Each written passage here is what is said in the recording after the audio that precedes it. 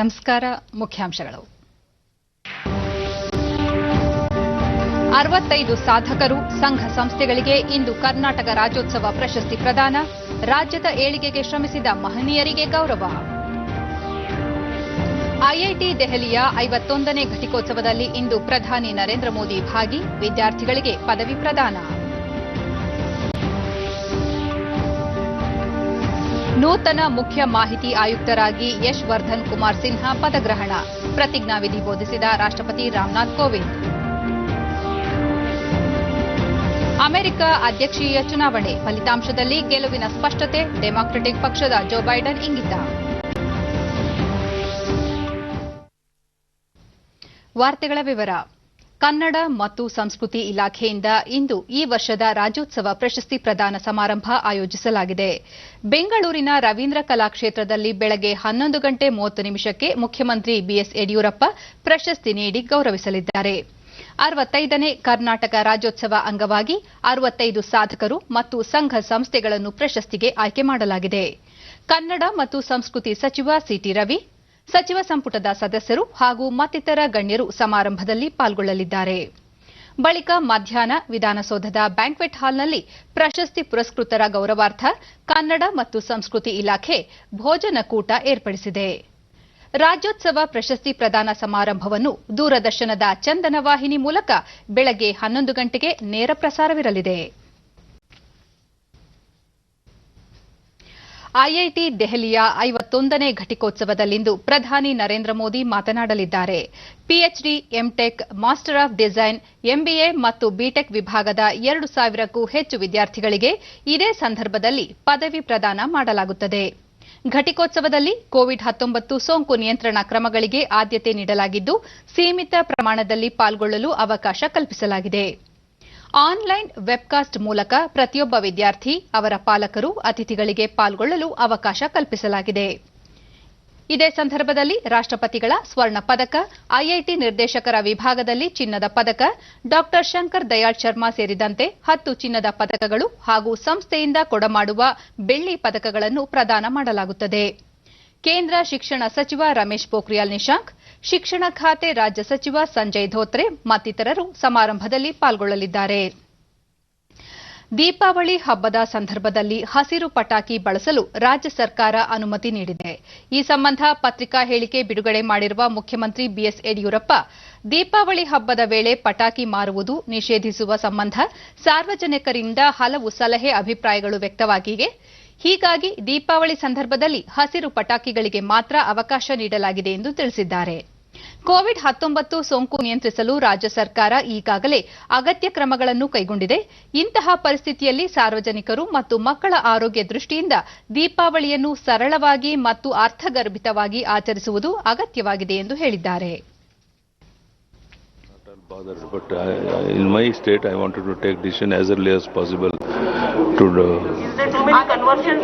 yes, we already taken decision. We are not going to allow this. Totally, we are going to ban. Let us see what will happen. ರಾಜ್ಯದಲ್ಲಿ ನಿನ್ನೆ ಹೊಸದಾಗಿ 2,960 Covid ಪ್ರಕರಣಗಳು ದೃಢಪಟ್ಟಿದ್ದು, ಇದರೊಂದಿಗೆ ಒಟ್ಟು ಸೋಂಕು ಪ್ರಕರಣಗಳ ಸಂಖ್ಯೆ 8,41,889ಕ್ಕೆ ಏರಿಕೆಯಾಗಿದೆ. ನಿನ್ನೆ 2,701 ಮಂದಿ ಆಸ್ಪತ್ರೆಯಿಂದ ಬಿಡುಗಡೆಯಾಗಿದ್ದು, ಇದುವರೆಗೂ ಗುಣಮುಖಗೊಂಡವರ ಸಂಖ್ಯೆ 7,97,204ಕ್ಕೆ ತಲುಪಿದೆ. ನಿನ್ನೆ 35 ಮಂದಿ ಸಾವನ್ನಪ್ಪಿದ್ದು, ಮೃತಪಟ್ಟವರ ಸಂಖ್ಯೆ 11,347ಕ್ಕೆ ಏರಿಕೆಯಾಗಿದೆ. ಸದ್ಯ ರಾಜ್ಯದಲ್ಲಿ 33,319 ಸಕ್ರಿಯ ಪ್ರಕರಣಗಳಿವೆ. 901 ಮಂದಿ ರಾಜ್ಯದ ವಿವಿಧ ಆಸ್ಪತ್ರೆಗಳಲ್ಲಿ ತೀವ್ರ ನಿಗಾ ಘಟಕದಲ್ಲಿ ಚಿಕಿತ್ಸೆ ಪಡೆಯುತ್ತಿದ್ದಾರೆ. 1,10,137 ಮಂದಿಗೆ ನಿನ್ನೆ ಪರೀಕ್ಷೆ ನಡೆಸಿದ್ದು, ಇದುವರೆಗೂ 85,14,653 ಮಂದಿಗೆ ಕೊರೋನಾ ಪರೀಕ್ಷೆ ನಡೆಸಲಾಗಿದೆ ಎಂದು ಆರೋಗ್ಯ ಮತ್ತು ಕುಟುಂಬ ಕಲ್ಯಾಣ ಇಲಾಖೆ ತಿಳಿಸಿದೆ. ಬೆಂಗಳೂರಿನಲ್ಲಿ 1,568 ಮಂದಿಗೆ ಸೋಂಕು ತಗುಲಿದ್ದು, ಒಟ್ಟು ಸೋಂಕು ಪ್ರಕರಣಗಳ ಸಂಖ್ಯೆ 3,46,702ಕ್ಕೆ ಏರಿಕೆಯಾಗಿದೆ. ನಿನ್ನೆ 831 ಮಂದಿ ಆಸ್ಪತ್ರೆಯಿಂದ ಗುಣಮುಖ ಹೊಂದಿದ್ದಾರೆ. ಇದುವರೆಗೂ ಗುಣಮುಖಗೊಂಡವರ ಸಂಖ್ಯೆ 3,25,322ಕ್ಕೆ ಏರಿಕೆಯಾಗಿದೆ. ಸದ್ಯ 17,441 ಸಕ್ರಿಯ ಪ್ರಕರಣಗಳಿವೆ. ಬೆಂಗಳೂರಿನಲ್ಲಿ 12 ಮಂದಿ ಮೃತಪಟ್ಟಿರುವುದು ಸೇರಿದಂತೆ ಒಟ್ಟಾರೆ 3,938 ಮಂದಿ ಸಾವನ್ನಪ್ಪಿದ್ದಾರೆ. ವಿವಿಧ ಜಿಲ್ಲೆಗಳಲ್ಲಿ ವರದಿಯಾಗಿರುವ ಪ್ರಕರಣಗಳ ವಿವರ ಹೀಗಿದೆ.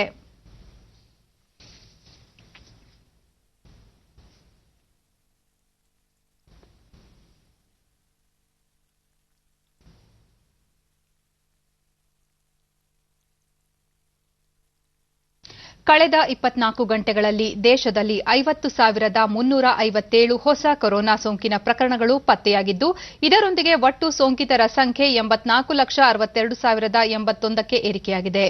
ನಿನ್ನೆ ಒಂದೇ ದಿನ 577 ಮಂದಿ ಮೃತಪಟ್ಟಿದ್ದು, ಈವರೆಗೆ ಮೃತಪಟ್ಟವರ ಸಂಖ್ಯೆ 1,25,562ಕ್ಕೆ ಏರಿಕೆಯಾಗಿದೆ.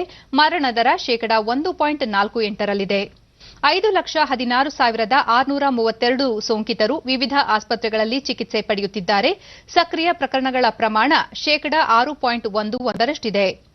78,19,886 ಸೋಂಕಿತರು ವಿವಿಧ ಆಸ್ಪತ್ರೆಗಳಿಂದ ಬಿಡುಗಡೆಯಾಗಿದ್ದು, ಚೇತರಿಕೆ ಪ್ರಮಾಣ ಶೇಕಡಾ 92.41ಕ್ಕೆ ಏರಿಕೆಯಾಗಿದೆ ಎಂದು ಕೇಂದ್ರ ಆರೋಗ್ಯ ಸಚಿವಾಲಯ ತಿಳಿಸಿದೆ.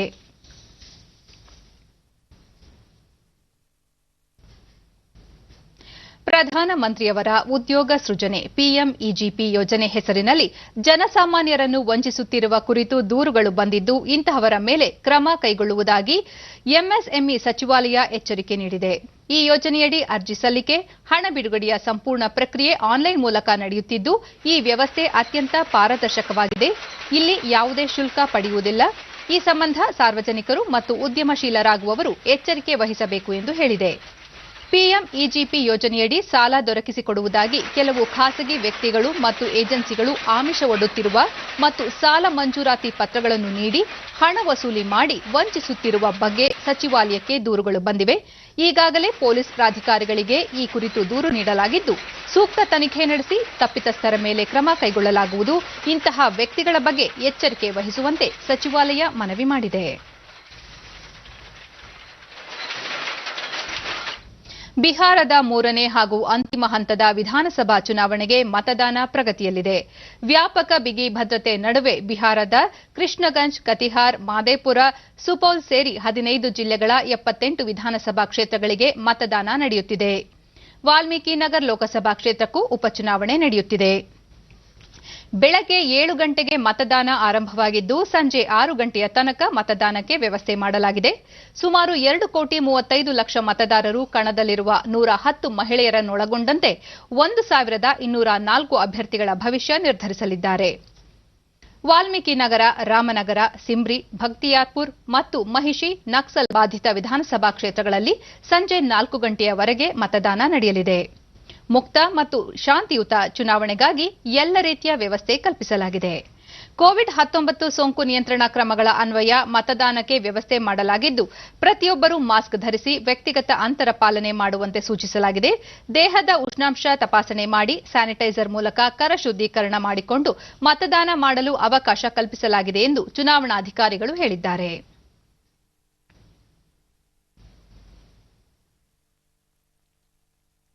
ಈ ಮಧ್ಯೆ ಪ್ರಧಾನಿ ನರೇಂದ್ರ ಮೋದಿ ಹೆಚ್ಚಿನ ಪ್ರಮಾಣದಲ್ಲಿ ಮತದಾನ ಮಾಡುವಂತೆ ಮನವಿ ಮಾಡಿದ್ದಾರೆ. ಈ ಕುರಿತು ಟ್ವೀಟ್ ಮಾಡಿರುವ ಅವರು, ಪ್ರಜಾತಂತ್ರದಲ್ಲಿ ಹಬ್ಬದಲ್ಲಿ ಜನತೆ ಪಾಲ್ಗೊಳ್ಳಬೇಕು, ಮತದಾನದಲ್ಲಿ ದಾಖಲೆ ನಿರ್ಮಿಸಬೇಕು ಎಂದಿದ್ದಾರೆ.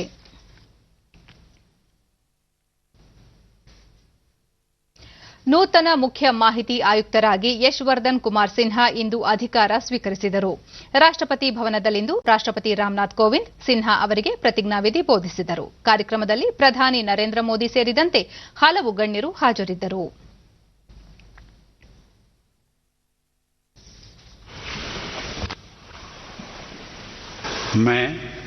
मैं यशवर्धन कुमार सिन्हा जो मुख्य सूचना आयुक्त नियुक्त हुआ हूं, ईश्वर की शपथ लेता हूं कि मैं विधि द्वारा स्थापित भारत के संविधान के प्रति भय या पक्षपात, अनुराग या द्वेष के बिना पालन करूंगा तथा मैं संविधान और विधियों की मर्यादा बनाए रखूंगा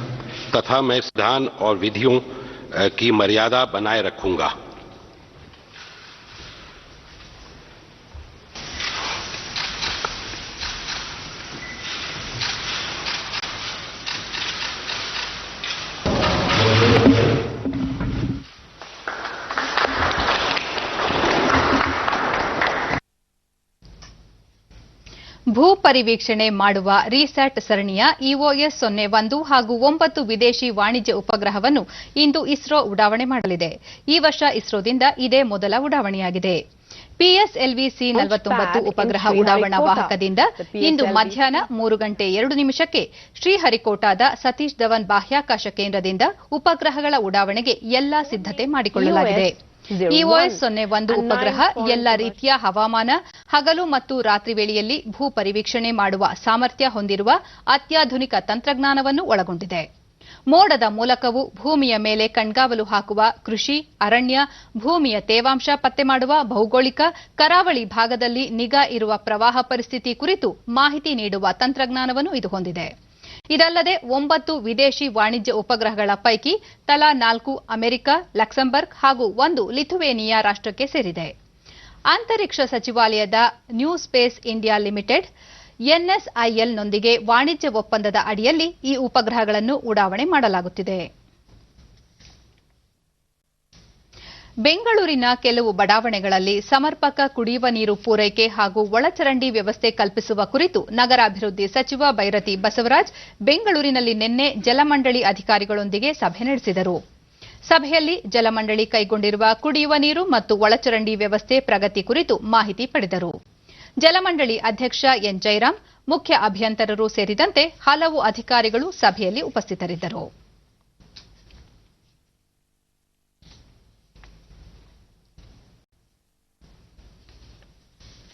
ಕೊರೋನಾ ಸೋಂಕಿನ ಹಿನ್ನೆಲೆಯಲ್ಲಿ ಈ ಬಾರಿಯ ಕೃಷಿ ಮೇಳವನ್ನು ವರ್ಚುವಲ್ ಮೂಲಕ ಆಯೋಜಿಸಲು ನಿರ್ಧರಿಸಲಾಗಿದೆ ಎಂದು ಬೆಂಗಳೂರು ಕೃಷಿ ವಿಶ್ವವಿದ್ಯಾಲಯದ ಉಪಕುಲಪತಿ ಡಾ ಎಸ್ ರಾಜೇಂದ್ರ ಪ್ರಸಾದ್ ಹೇಳಿದ್ದಾರೆ. ಡಿಡಿ ನ್ಯೂಸ್ನೊಂದಿಗೆ ಅವರು ಇದೇ 11, 12 ಮತ್ತು 13ರಂದು 3 ದಿನಗಳ ಕಾಲ ಆನ್ಲೈನ್ ಮೂಲಕ ಕೃಷಿ ಮೇಳವನ್ನು ಹಮ್ಮಿಕೊಂಡಿದ್ದು 200 ಮಂದಿಗಷ್ಟೇ ಪಾಲ್ಗೊಳ್ಳಲು ಅವಕಾಶ ನೀಡಲಾಗುವುದು ಎಂದರು. ಕೃಷಿ ವಿಶ್ವವಿದ್ಯಾಲಯದ ನೆಲಗಡಲೆ, ಹಲಸಂದೆ, ಮೇವು, ಹಲಸಂದೆ 3 ತಳಿಗಳನ್ನು ಅಭಿವೃದ್ಧಿಪಡಿಸಲಾಗಿದ್ದು ಇವುಗಳನ್ನು ಈ ಬಾರಿಯ ಕೃಷಿ ಮೇಳದಲ್ಲಿ ಪರಿಚಯಿಸಲಾಗುವುದು. ಜತೆಗೆ 17 ವಿವಿಧ ಬೇಸಾಯ ಕ್ರಮಗಳನ್ನು ಕಂಡುಹಿಡಿದಿದ್ದು ಅವುಗಳ ಪ್ರಾತ್ಯಕ್ಷಿಕೆಯನ್ನು ಪ್ರದರ್ಶಿಸಲಾಗುವುದು ಎಂದು ಹೇಳಿದರು. ಕೃಷಿ ವಿಶ್ವವಿದ್ಯಾಲಯ ಸಂಶೋಧನೆ, ಬೋಧನೆ, ವಿಸ್ತರಣೆಗೆ ಹೆಚ್ಚು ಆದ್ಯತೆ ನೀಡಿದ್ದು ಹೊಸ ತಳಿಗಳನ್ನು ಅಭಿವೃದ್ಧಿಪಡಿಸುವ ಜತೆಗೆ ರೈತರಿಗೆ ತಂತ್ರಜ್ಞಾನವನ್ನು ಪರಿಚಯಿಸುವ ಕೆಲಸ ಮಾಡಲಾಗುತ್ತಿದೆ ಎಂದು ಅವರು ತಿಳಿಸಿದರು. ಒಂದು ಕಾರ್ಯರೂಪವನ್ನು ಮಾಡಿದ್ದೇವೆ. ಇದನ್ನ ತಾರೀಕು 11, 12 ಹಾಗೂ 13 ನವೆಂಬರ್ ತಿಂಗಳಲ್ಲಿ ಮಾಡ್ತಾ ಇದ್ದೇವೆ. ಇದು ಮಾಡಬೇಕಾದ್ರೆ ನಮ್ಮಲ್ಲಿ ಹೊಸ ತಳಿಗಳನ್ನು ನಾವು ಏನು ಮಾಡಿದ್ದೇವೆ, ಈ ವರ್ಷ 3 ತಳಿಗಳನ್ನು ನಾವು ಬಿಡುಗಡೆ ಮಾಡಿದ್ದೇವೆ.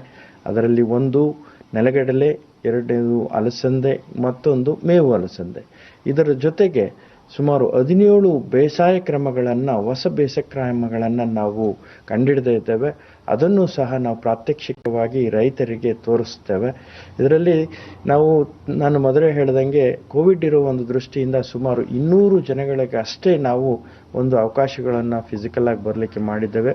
ಉಳ್ಕೊಂಡವರೆಲ್ಲರೂ ಇಲ್ಲಿ ನಮ್ಮ GKVK ಕ್ಯಾಂಪಸ್ನಲ್ಲಿ ಬಿಟ್ಟು ಈ ಒಂದು ಹೊರಗಡೆ ಏನೇನಿದೆ ನಮ್ಮ ಕೃಷಿ ವಿಜ್ಞಾನ ಕೇಂದ್ರಗಳು ಮತ್ತು ಕೃಷಿ ಸಂಶೋಧನಾ ಕೇಂದ್ರಗಳಲ್ಲೂ ಸಹ ಇದನ್ನು ನಾವು ಲೈವ್ ರೂಪದಲ್ಲಿ ತೋರಿಸಿ ಅಲ್ಲೂ ಸಹ ರೈತರಿಗೆ ಮತ್ತು ಅವರು ಕೇಳುವಂಥ ಪ್ರಶ್ನೆಗಳಿಗೆ ಉತ್ತರಗಳನ್ನು ಸಹ ಕೊಡಲಿಕ್ಕೆ ನಾವು ಈ ಒಂದು ಕೃಷಿ ಮೇಳ 2020ರಲ್ಲಿ ಎಲ್ಲ ಕಾರ್ಯಕ್ರಮವನ್ನು ಹಮ್ಮಿಕೊಂಡಿದ್ದೇವೆ. ಈಗ ಜಾಹೀರಾತು, ನಂತರ ವಾರ್ತಾ ಪ್ರಸಾರ ಮುಂದುವರಿಯುವುದು.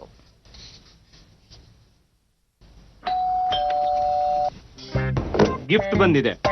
ಅರೆ ವಾ, ಲೆಜೆಂಡ್ ನ ಬ್ಯಾಟ್. ಇದರಲ್ಲಿ ನಾನು ಆಡ್ತೀನಿ. ಅರೆ, ಫ್ಯೂಚರ್ ಬ್ಯಾಟಿಂಗ್ ಲೆಜೆಂಡ್ ನಾನೇ. ಇದರಲ್ಲಿ ಯಾರ ಹೆಸರು ಬರ್ದಿದೆಯೋ ಬ್ಯಾಟ್ ಅವರಿಗೆ ಸಿಗುತ್ತೆ. ಅರೆ ರೇ, ನೋಡಿದ್ರ, ಇದರಲ್ಲಿ ನನ್ನ ಹೆಸರು ಬರೆದಿಲ್ಲದಿದ್ರೆ ಎಷ್ಟು ತೊಂದರೆ ಆಗ್ತಿತ್ತು. ಅದಕ್ಕೆ RBI ಹೇಳುತ್ತೆ, ಬ್ಯಾಂಕ್ ಅಕೌಂಟ್ ಅಥವಾ ಬ್ಯಾಂಕ್ ಲಾಕರ್ ಇರಲಿ, ಅದರಲ್ಲಿ ನಾಮಿನಿ ಹೆಸರು ಅಗತ್ಯವಾಗಿ ನಮೂದಿಸಿ. ಇದರಿಂದ ಠೇವಣಿ ಸಿಗುತ್ತೆ ನಾಮಿನಿಯ ಹೆಸರಿದ್ದವರಿಗೆ. RBI ಹೇಳುತ್ತೆ, ಜಾಣರಾಗಿರಿ, ಜಾಗರೂಕರಾಗಿರಿ. ಉಡುಪಿ ಕೈಗಾರಿಕಾ ಬೆಳವಣಿಗೆ ಕುರಿತು ಬೃಹತ್ ಮತ್ತು ಮಧ್ಯಮ ಕೈಗಾರಿಕಾ ಸಚಿವ ಜಗದೀಶ್ ಶೆಟ್ಟರ್ ಅಧ್ಯಕ್ಷತೆಯಲ್ಲಿಂದು ಸಭೆ ಆಯೋಜಿಸಲಾಗಿತ್ತು. ಈ ಸಂದರ್ಭದಲ್ಲಿ ಸಚಿವ ಕೋಟಾ ಶ್ರೀನಿವಾಸ ಪೂಜಾರಿ, ಕರಾವಳಿ ಅಭಿವೃದ್ಧಿ ಪ್ರಾಧಿಕಾರದ ಅಧ್ಯಕ್ಷ ಮಟ್ಟಾರು ರತ್ನಾಕರ ಹೆಗಡೆ ಸೇರಿದಂತೆ ಮತ್ತಿತರರು ಉಪಸ್ಥಿತರಿದ್ದರು. ಸುದ್ದಿಗಾರರೊಂದಿಗೆ ಜಗದೀಶ್ ಶೆಟ್ಟರ್, ಕೈಗಾರಿಕಾ ವಲಯದ ಬೆಳವಣಿಗೆ ಹಾಗೂ ಉದ್ಯೋಗ ಅವಕಾಶ ಸೃಷ್ಟಿಗೆ ಹೆಚ್ಚಿನ ಆದ್ಯತೆ ನೀಡಲಾಗಿದೆ. ಕೊಪ್ಪಳದಲ್ಲಿ ಗೊಂಬೆ ತಯಾರಿಕೆ ಕ್ಲಸ್ಟರ್ ಪ್ರಾರಂಭವಾಗುತ್ತಿದೆ. ಅದೇ ರೀತಿ ಉಡುಪಿಯಲ್ಲಿಯೂ ಸಹ ಪೀಠೋಪಕರಣ ಕ್ಲಸ್ಟರ್ ಆರಂಭಿಸಲು ಕಾರ್ಯಯೋಜನೆ ರೂಪಿಸಲಾಗುತ್ತಿದೆ ಎಂದು ತಿಳಿಸಿದರು. ರಾಜ್ಯದಲ್ಲಿ ಪ್ರವಾಸೋದ್ಯಮ ಬೆಳವಣಿಗೆಯಿಂದ ಹೆಚ್ಚಿನ ಉದ್ಯೋಗಾವಕಾಶಗಳು ಲಭಿಸಲಿವೆ ಎಂದು ಮಾಹಿತಿ ನೀಡಿದರು. ಉಲ್ಲಾಸ್ ಕಾಮತ್ ಟೀಮ್ ಅವರು ಸ್ಟಡಿ ಮಾಡ್ತಾ ಇದ್ದಾರೆ. ಒಂದು ವಿಷನ್ ರಿಪೋರ್ಟ್ ಕೊಟ್ಟಿದ್ದಾರೆ. ಅದು ಬಂತಂದ್ರೆ ಸುಮಾರು 20-30 ಸಾವಿರ ಜನರಿಗೆ ಉದ್ಯೋಗ ಸಿಗ್ತದೆ. ಆ FMCG ಸೆಕ್ಟರ್ ಕ್ಲಸ್ಟರ್ ಡಿಕ್ಲೇರ್ ಮಾಡಿದ್ದೇವೆ. ಅಕಸ್ಮಾತ್ ಆ ಟೀಮ್ ಬರಲೇ ಇಲ್ಲ ಅಂತಂದ್ರೆ ನಾವು ಸರ್ಕಾರದಿಂದ ಮಾಡ್ಲಿಕ್ಕೆ ಆಗುದಿಲ್ಲ. ನಾವು ಬರೀ ಕ್ಲಸ್ಟರ್ ಡಿಕ್ಲೇರ್ ಮಾಡೋದಾಗ್ತದೆ ಅಷ್ಟೇ. ಆ ಹಿನ್ನೆಲೆಯಲ್ಲಿ ಈಗ ಆಲ್ಮೋಸ್ಟ್ ಸಕ್ಸಸ್ ಆಗಲಿಕ್ಕೆ ಹಂತದ್ದು ಬಂದಿದ್ದು ಹುಬ್ಳಿ ಧಾರವಾಡದು FMCG ಕ್ಲಸ್ಟರು ಮತ್ತು ಕೊಪ್ಪಳದು ಟಾಯ್ಸ್ ಕ್ಲಸ್ಟರ್. ಇನ್ನು ಉಳಿದ ಕಡೆ ಡಿಕ್ಲೇರ್ ಮಾಡಿದ್ದೇವೆ, ಅದು ಹಾಗೆ ಡಿಕ್ಲೇರ್ ಆಗಿದೆ. ಯಾರಾದ್ರೂ ಬರಲಿಲ್ಲ ಅಂದ್ರೆ ಅದು ಏನೂ ಮಾಡ್ಲಿಕ್ಕೆ ಆಗೋದಿಲ್ಲ. ಆದ ಹಿನ್ನೆಲೆಯಲ್ಲಿ ಇವತ್ತು ಇಲ್ಲಿ ಫರ್ನಿಚರ್ ಕ್ಲಸ್ಟರ್ ಅಂತ ನಾವು ಡಿಕ್ಲೇರ್ ಮಾಡ್ತೀವಿ, ರೆಡಿ ಇದೀವಿ ನಾವು.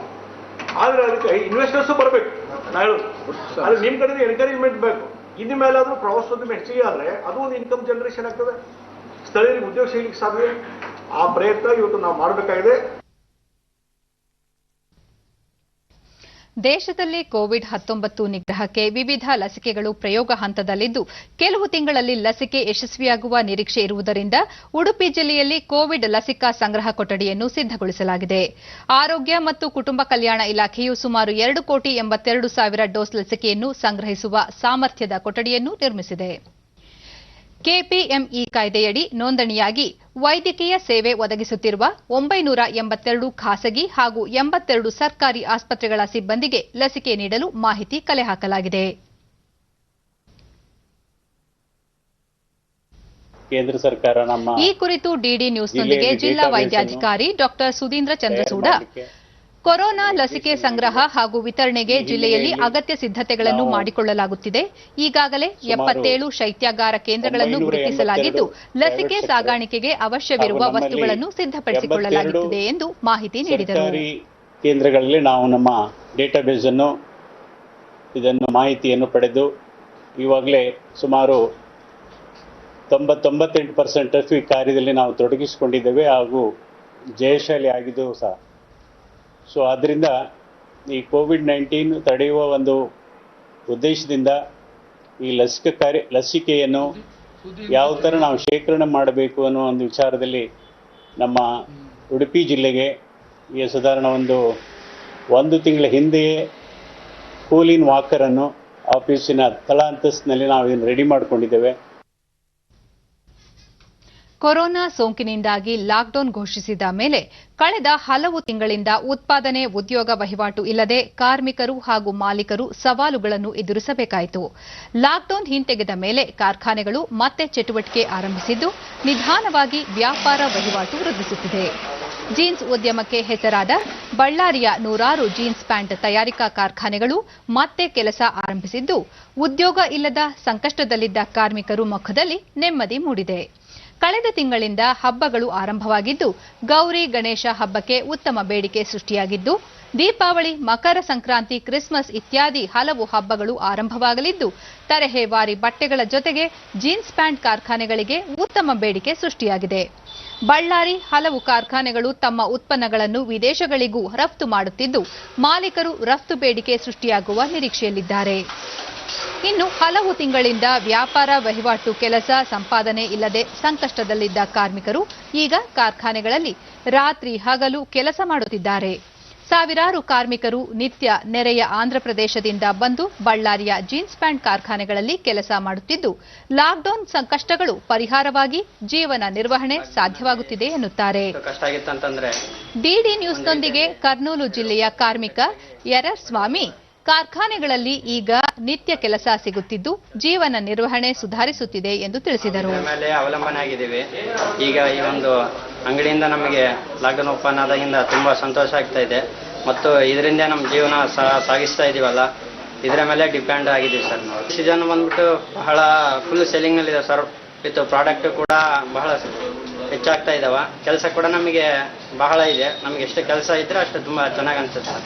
ಸುಮಾರು ಏನಿಲ್ಲ ಅಂದ್ರೆ 1.5 ತಿಂಗಳಿಂದ ಮತ್ತೋರ್ವ ಕಾರ್ಮಿಕ ಕುಮಾರ್ ತಾವು ಆಂಧ್ರಪ್ರದೇಶದಿಂದ ಬಂದು ಬಳ್ಳಾರಿಯ ಕಾರ್ಖಾನೆಗಳಲ್ಲಿ ಕೆಲಸ ಮಾಡುತ್ತಾ ಬದುಕು ಕಟ್ಟಿಕೊಂಡಿದ್ದೇವೆ.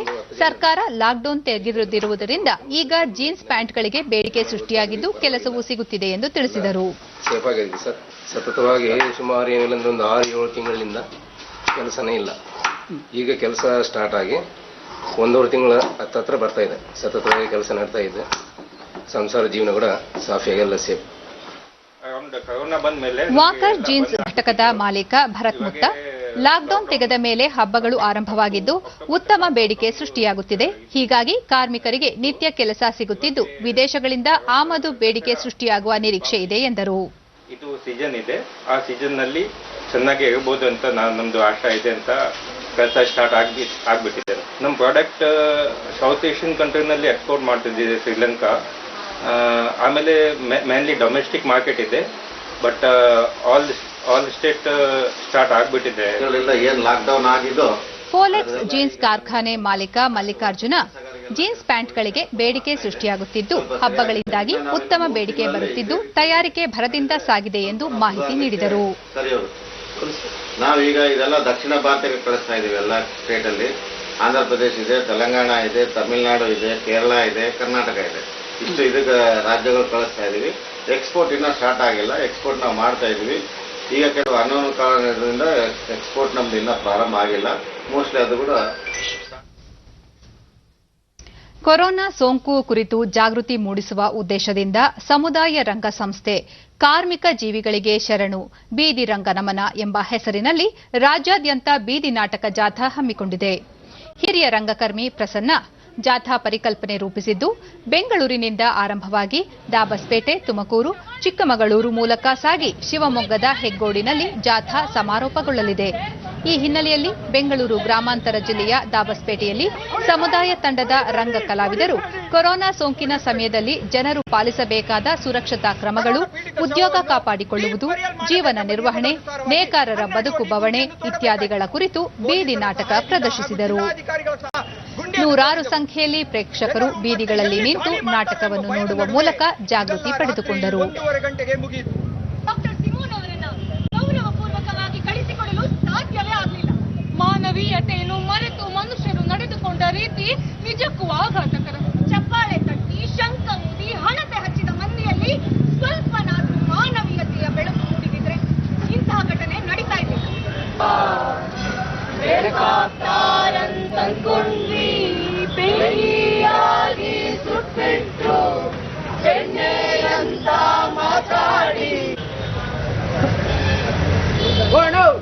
ಚಪ್ಪಲಿ ಬೇಕಣ ಅಲ್ಲಯ್ಯ. ವೇಲು ಹಳಿ ರಕ್ತ ಸಿದ್ಧವಾಗಿತ್ತು. ಮಂದಿ ಸಾಯ್ತಾನೆ ಇದ್ದಾರೆ, ಆದ್ರೆ ಇದಕ್ಕೆ ಮಾತ್ರ ಔಷಧಿ ಕಂಡು ಹಿಡಿತಾ ಇಲ್ಲ.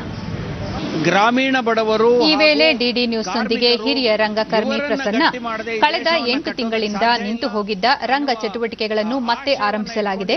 ಗ್ರಾಮೀಣ ಜನರು, ಬಡವರು, ಕಾರ್ಮಿಕರು ಅನುಭವಿಸಿದ ಸಂಕಷ್ಟಗಳನ್ನು ನಾಟಕದಲ್ಲಿ ತೋರಿಸಲಾಗಿದೆ. ಇವುಗಳ ಜೊತೆಗೆ ರಂಗಗೀತೆಗಳು, ಜಾನಪದ ಕಲೆಗಳ ಪ್ರದರ್ಶನವನ್ನು ಹಮ್ಮಿಕೊಳ್ಳಲಾಗಿದೆ ಎಂದು ಮಾಹಿತಿ ನೀಡಿದರು. ಗ್ರಾಮ ಅಂದ್ರೇನು, ಗ್ರಾಮೋದ್ಯೋಗ ಅಂದ್ರೇನು, ಗ್ರಾಮಗಳಲ್ಲಿ ಜನರಿಗೆ ಉದ್ಯೋಗವನ್ನು ಒದಗಿಸೋದು ಹೇಗೆ ಅನ್ನುವ ವಿಚಾರವನ್ನ ಕೂಡ ನಾವು ಅವರಿಗೆ ತಿಳಿಸಿಕೊಡ್ತಾ ಇದ್ದೇವೆ.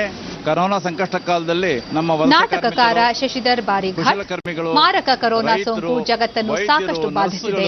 ಜನರು ಉದ್ಯೋಗದ ಜೊತೆಗೆ ಜೀವವನ್ನು ಕಾಪಾಡಿಕೊಳ್ಳಬೇಕು ಎಂಬ ಬಗ್ಗೆ ನಾಟಕದ ಮೂಲಕ ಅರಿವು ಮೂಡಿಸಲಾಯಿತು ಎಂದರು. ಈ ನಾಟಕವನ್ನು ನಾವು ಸಿದ್ಧ ಮಾಡ್ಕೊಂಡಿದ್ದೀವಿ.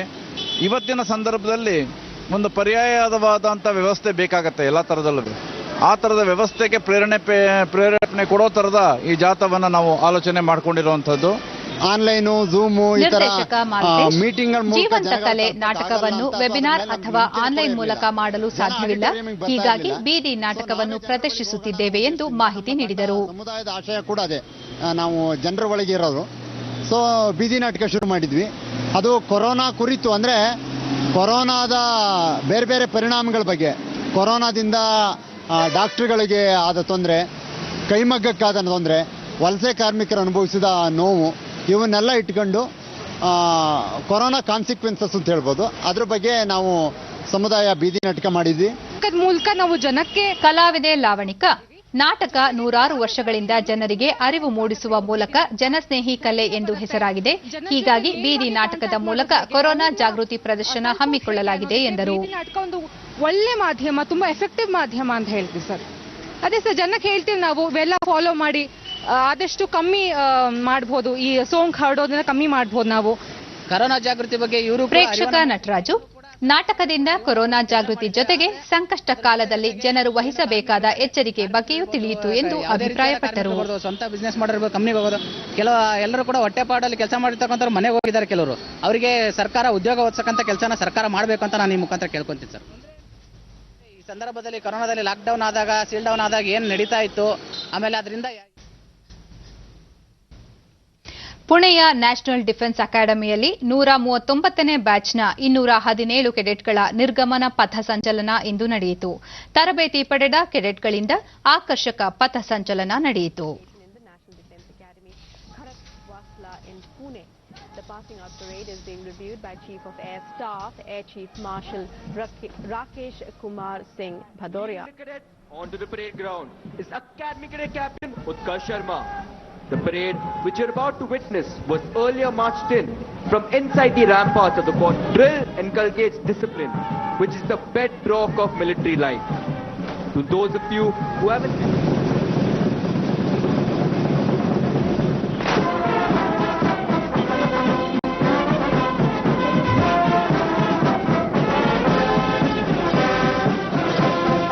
to the future military leaders. ವಾಯುಪಡೆ ಮುಖ್ಯಸ್ಥ ಆರ್.ಕೆ. ಭದೌರಿಯಾ ಕೆಡೆಟ್ಗಳನ್ನು ಉದ್ದೇಶಿಸಿ ದೇಶದ ರಕ್ಷಣೆಯ ಮೇಲೆ ಪ್ರಭಾವ ಬೀರುವ ಜಾಗತಿಕ, ಭೌಗೋಳಿಕ, ರಾಜಕೀಯ ತಂತ್ರಗಳನ್ನು ಸೇನಾ ತಜ್ಞರು ಸಮರ್ಥವಾಗಿ ತಿಳಿದುಕೊಳ್ಳಬೇಕು. ಯುವ ಅಧಿಕಾರಿಗಳು ಸೇನಾ ಪಡೆಗಳಿಗೆ ಸವಾಲಾಗಿರುವ ಎಲ್ಲ ರೀತಿಯ ಬೆದರಿಕೆಗಳನ್ನು ಎದುರಿಸಲು ರಕ್ಷಣಾ ತಂತ್ರಗಳನ್ನು ಅರಿತು ಗಡಿಗಳನ್ನು ಕಾಪಾಡಲು ಶ್ರಮಿಸಬೇಕು ಎಂದು ಕರೆ ನೀಡಿದರು. Thanks to their effort, NDA has contributed immensely to the nation's security and well-being by producing the finest military leaders in every generation. Having chosen to voluntarily join the armed forces, you all have made a brave decision to take the road less traveled. America ಅಧ್ಯಕ್ಷ ಗಾದಿಗೆ ನಡೆದ ಚುನಾವಣೆಯಲ್ಲಿ democratic ಪಕ್ಷದ Joe Biden ಮುನ್ನಡೆಯಲ್ಲಿ ಮುಂದುವರೆದಿದ್ದಾರೆ. ಇತ್ತೀಚಿನ ವರದಿಗಳ ಪ್ರಕಾರ ಅವರು ಪೆನ್ಸಿಲ್ವೇನಿಯಾದಲ್ಲೂ ಮುನ್ನಡೆ ಕಾಯ್ದುಕೊಂಡಿದ್ದಾರೆ. Republican ಪಕ್ಷದ ಅಭ್ಯರ್ಥಿ ಹಾಗೂ ಹಾಲಿ ಅಧ್ಯಕ್ಷ ಡೊನಾಲ್ಡ್ ಟ್ರಂಪ್ ಹಿನ್ನಡೆಯಲ್ಲಿದ್ದಾರೆ. ಜೋ ಬೈಡನ್ ಇಂದು ಸುದ್ದಿಗೋಷ್ಠಿಯಲ್ಲಿ ಮಾತನಾಡಿ, ಇದೀಗ ಬಂದಿರುವ ಫಲಿತಾಂಶ ಗೆಲುವಿನ ಸ್ಪಷ್ಟತೆ ನೀಡುತ್ತಿದ್ದು, ಈ ಚುನಾವಣೆಯಲ್ಲಿ ತಾವು ಗೆಲುವು ಸಾಧಿಸುವುದಾಗಿ ವಿಶ್ವಾಸ ವ್ಯಕ್ತಪಡಿಸಿದ್ದಾರೆ. ಇಂತಹ ಪರಿಸ್ಥಿತಿಯಲ್ಲಿ ನಾವು ಶಾಂತಚಿತ್ತರಾಗಿರಬೇಕು. ಜನಾದೇಶದಲ್ಲಿ ಯಾವುದೇ ರೀತಿಯ ಹಸ್ತಕ್ಷೇಪಕ್ಕೆ ಅವಕಾಶ ನೀಡುವುದಿಲ್ಲ ಎಂದು ಸ್ಪಷ್ಟವಾಗಿ ಹೇಳಿದ್ದಾರೆ. ಜೋ ಬೈಡನ್ ಮುನ್ನಡೆಯಲ್ಲಿರುವ ಹಿನ್ನೆಲೆಯಲ್ಲಿ ನ್ಯೂಯಾರ್ಕ್ನ ಬೀದಿಗಳಲ್ಲಿ ಡೆಮಾಕ್ರೆಟಿಕ್ ಪಕ್ಷದ ಕಾರ್ಯಕರ್ತರು ಸಂಭ್ರಮಾಚರಣೆ ಮಾಡುತ್ತಿರುವ ವರದಿಗಳು ಬಂದಿವೆ. Over more of the same. They've given us a mandate for action on COVID, the economy, climate change, systemic racism. They made it clear they want the country to come together, not continue to pull apart. The people spoke. More than 74 million Americans. ಈಗ ಇಂದಿನ ಪತ್ರಿಕೆಗಳ ಇಣುಕು ನೋಟ. ಭಾರತ ಸಾಮರ್ಥ್ಯ ಇಡೀ ವಿಶ್ವ ಕಂಡಿದೆ. ಧೈರ್ಯದೊಂದಿಗೆ corona ಹೋರಾಟ. Italy ದ್ವಿಪಕ್ಷೀಯ ಶೃಂಗಸಭೆಯಲ್ಲಿ ಪ್ರಧಾನಿ ಮೋದಿ.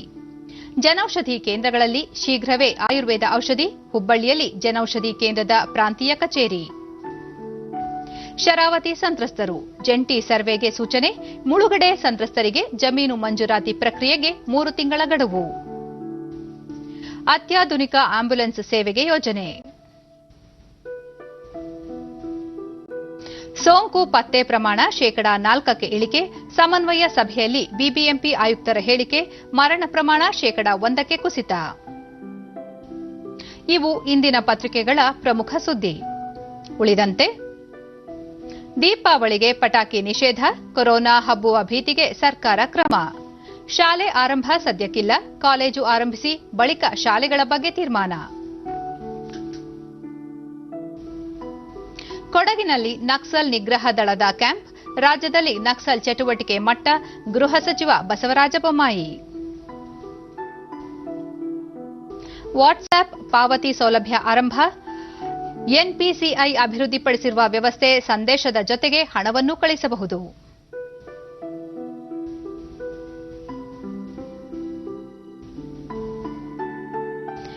ಎಲ್ಎಸಿಯಲ್ಲಿ ಬದಲಾವಣೆ ಒಪ್ಪುವುದಿಲ್ಲ, ಚೀನಾದೊಂದಿಗೆ ಬೃಹತ್ ಬಿಕ್ಕಟ್ಟು ಸೃಷ್ಟಿಯಾಗುವ ಸಾಧ್ಯತೆ ಇದೆ, ರಾವತ್.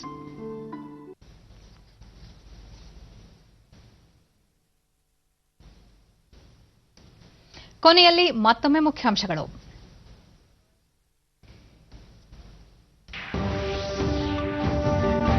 ಅರವತ್ತೈದು ಸಾಧಕರು ಸಂಘ ಸಂಸ್ಥೆಗಳಿಗೆ ಇಂದು ಕರ್ನಾಟಕ ರಾಜ್ಯೋತ್ಸವ ಪ್ರಶಸ್ತಿ ಪ್ರದಾನ, ರಾಜ್ಯದ ಏಳಿಗೆಗೆ ಶ್ರಮಿಸಿದ ಮಹನೀಯರಿಗೆ ಗೌರವ.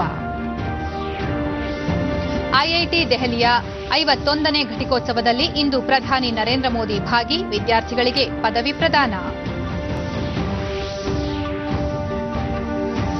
ನೂತನ ಮುಖ್ಯ ಮಾಹಿತಿ ಆಯುಕ್ತರಾಗಿ ಯಶವರ್ಧನ್ ಕುಮಾರ್ ಸಿನ್ಹಾ ಪದಗ್ರಹಣ, ಪ್ರತಿಜ್ಞಾವಿಧಿ ಬೋಧಿಸಿದ ರಾಷ್ಟ್ರಪತಿ ರಾಮನಾಥ್ ಕೋವಿಂದ್.